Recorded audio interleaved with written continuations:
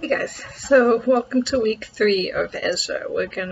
We've done chapters 1 and 2 the first week, then chapter 3 last week, and now we're gonna pick it up and we're gonna do 4 and 6, and then we're gonna end with 7 and 10 next week.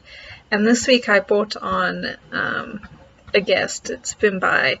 She went to Northside, came across to America for university, and is now working in California as a civil engineer.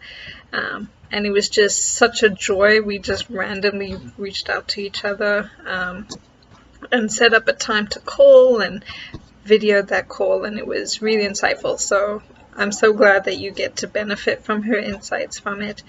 But I just wanted to take this time to just talk through the structure of where we are at. So we're in chapter 4 of Ezra, and there is this bit from verse 6 to 23 where it talks about King Xerxes and Artaxerxes.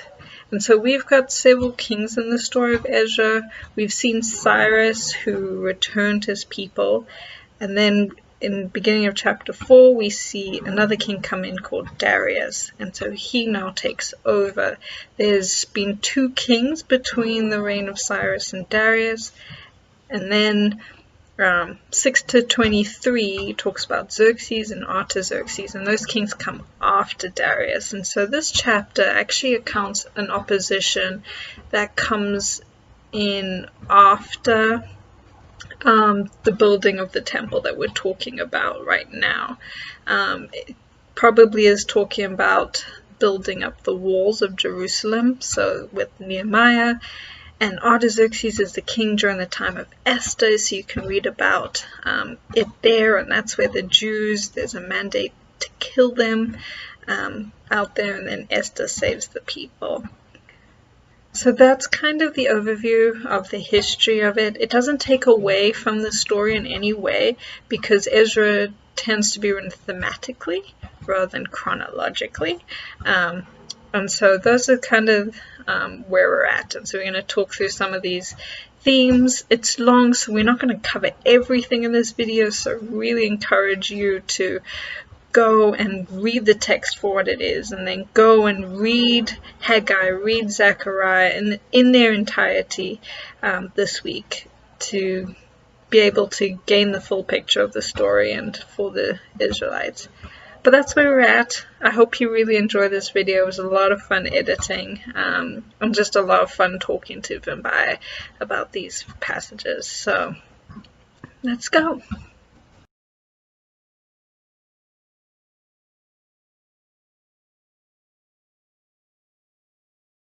Made aware of, like, what did you see as the story of Ezra 4 through 6? I see. Okay. I Mm-hmm. mean, the opposition part of it, Mm, um, like especially now, or just as we go through our lives, where it's like opposition can be a given when doing God's work, mm, and we're to expect it, but then to work through it, and it's no reason to not do God's work. yeah. Just thinking about how, like, for so many years, as they're trying to build the temple, like the people around them opposed them. They initially looked like they were their friends, we'll help you build this temple. And then they were like, JK, turned and, frustrated their efforts, even wrote to the authorities to try and stop them. And I'm sure it must have been something for the Israelites to like go through as they're trying to like complete and finish this temple every day, not knowing what their enemies might do, but Mm, then needing to like trust in the face of opposition that God would accomplish His will. So, mm-hmm. like, in the first part, that's definitely what stood out to me. I was like, man, even if life gets hard, as long as I am walking and standing in the will of God, like, one, there's going to be opposition, and two, that should never stop me from actually doing God's work. Mm, So yeah, in the first year of work and trying to navigate, okay, here I am, a Bible believing Christian. I love the Lord. I want to see the people around me saved. mm, How do I navigate around that? How do I navigate against these walls and boundaries that, the authorities at work have put in place? So that was one example. I don't know. I struggle to like name it as opposition because it wasn't an attack on me. It was just people being like, my past experiences with Christians has not presented well with these intersections. And so I've had to think through, okay, how does my faith actually, why do I believe that as a Christian I am called to advocate for the marginalized? Why am I to evaluate the privilege that I have as a white individual? Like having to wrestle with those things within myself in order to stand up against accusations. So what got them out of it? You know, like what kept them going? What kept them building? Yes, they had a bit of a stop, but trying to put myself in their shoes and really thinking through, okay, here we are, we're new people in this land. We've been told to build. There's serious opposition, daily opposition. Why keep going? Because it is the Lord's work. And I think for me, when I was asking the same question, like, okay, so it came for a standstill until the second year of the reign of Darius in verse 24. And then verse 5 says, now Haggai the prophet and Zechariah the prophet prophesied to the Jews in the name of God who is over them. And then they started to rebuild. So I was like, okay, so we have two books of the Bible called Haggai and Zechariah. What were they saying at this time? Like, what was the motivation? And it is Haggai and Zechariah reminding the people that they are doing God's work, that God is with them. Now, this is what the Lord Almighty says. Give careful thought to your ways. You have planted much and have harvested little. Go up into the mountains and bring down timber and build the house so that I may take pleasure in it and be on it. And so it's God coming back to his people and reminding them that they are to build the house of the temple. And so, I love 13. I think this is, then Haggai, the Lord's messenger, gave the message of the Lord to the people. I am with you, declares the Lord.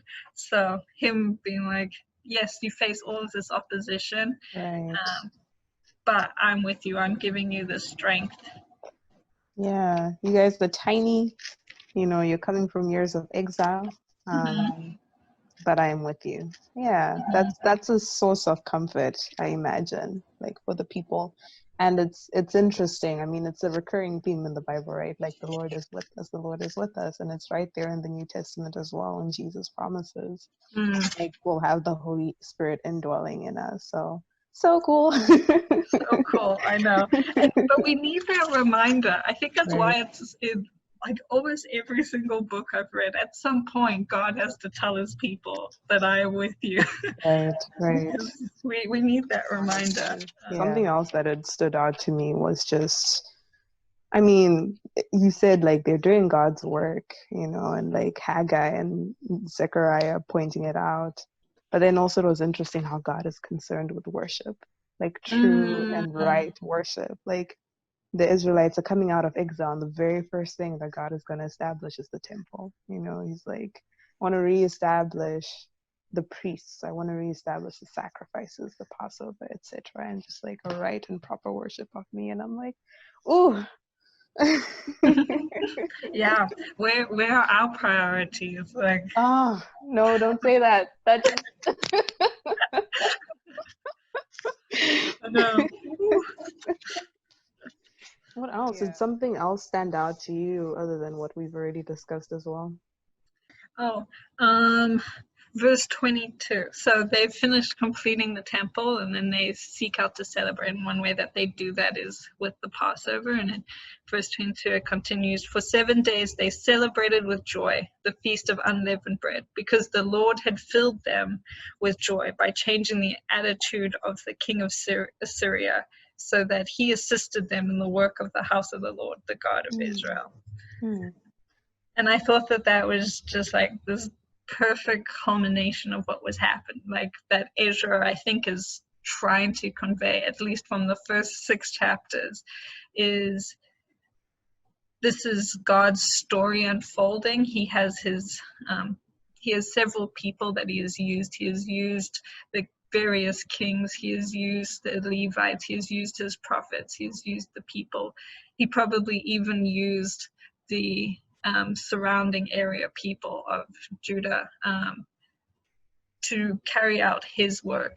And so ultimately, at the end of the day, all glory and praise is to God. And so I was like, that's just such a beautiful way to like close up this first half of Ezra, is joy to the Lord, because it has been his work. Amen. Let's see. I was curious. I was like, was it Zacharias talking about opposition? I'm just like, why did he say no? When the people surrounding came and offered their help. Mm-hmm. Was he clued in to, their potential? Because like as soon as he did, then they then showed their true colors. Or was he jealous for doing the work of the Lord in holiness and purity and doing it as the Lord had ordered, such that nations around them wouldn't know to build the temple the way that the Lord commanded. So I don't know. It's just a question that I had. I'm like, why did he say no? Yeah. Why did God allow for the temple to not be for that decree to go out that stopped the building of the temple? And how do we look to the fact that the Israelites continued building that temple against the decree, civil disobedience?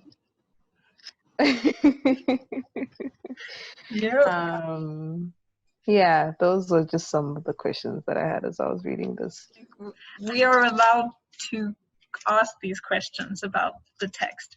It doesn't provide everything in the Bible has answers, but there are still some things that we don't know from that story, and so you are allowed to ask and question. So asking and questioning is good. Yeah. So thank you for asking those questions. Anytime. There's a lot more where that came from, but always. I know. Yeah. No, but it was fun. It was fun digging into these 2 chapters, and just thinking through some of these observations and questions as well. Who knew? Right? I know. Who knew that Ezra would give us, how long have we been on this call for? So many minutes of conversation. It's exciting. So I'm glad that you came through. Thank you. Thank you for the invite. Yeah, anytime.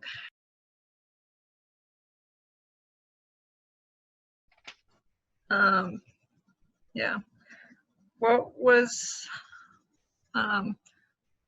What stood out to you in your notes? I don't have a plan for this. I just literally, this is me. I just am like, look at that. And the enemies of Judah. Why would it mention that? Sorry. Okay. Back. It's fine. You'll edit some of the stuff. I 100%. And then there's gonna be a bloopers thing at the end, and that's gonna be me just like, what? Nice. Take that piece right over there. Right there.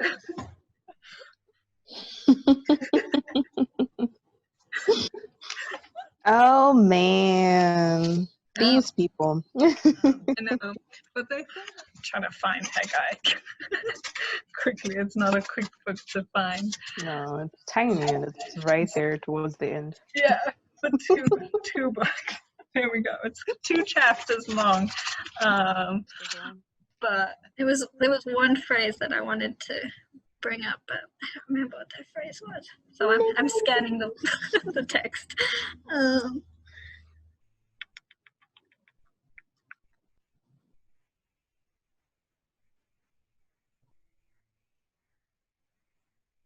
Oh, um, um,